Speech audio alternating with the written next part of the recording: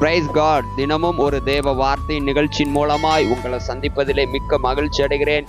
இன்றைக்கும் ஆண்டவர் உங்களோடு பேசுவாராக. நீங்க இன்னைக்கு ஏதோ ஒரு காரியத்தை குறித்து என் வாழ்க்கையில இந்த காரியம் நடந்தா ரொம்ப நல்லா இருக்கும்னு சொல்லி ரொம்ப காலமா ரொம்ப நாளா எதிர்பார்த்துக்கிட்டே இருக்கிறேன்.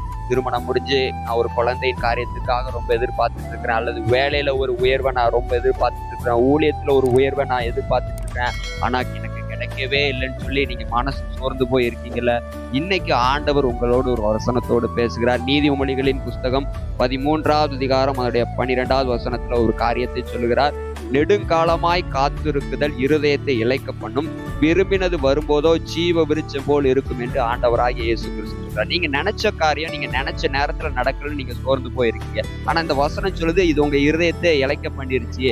ஆனா அது அடுத்து ஒரு காரியத்தை சொல்றாரு ஆண்டவர், விரும்பினது வரும்போதோ ஜீவ விருட்சம் போல் இருக்கும் என்று சொல்லி. நீங்க இழந்து போன நான் நினைச்ச காரியம் நடக்கலையேன்னு நீங்க ஏங்கி தவிச்சிட்டு இருந்த காரியத்துல ஒரு ஜீவ விருட்சத்தை கர்த்தர் உண்டு பண்ண, அதாவது என்ன சொல்ல வர்றாருன்னா அந்த காரியத்துல உங்களை தலைக்க பண்ணி துளிர்க்க பண்ணி மீண்டும் ஒரு நல்ல காரியத்தை உங்களுக்கு செய்வேன் என்று ஆண்டவராகிய இயேசு கிறிஸ்து சொல்லுகிறார். ஆகையினால் இந்த நாளை நீங்க சந்தோஷமா ஆரம்பிங்க. கர்த்தர் உங்க கூட இந்த பெரிய காரியங்களை செய்வார்.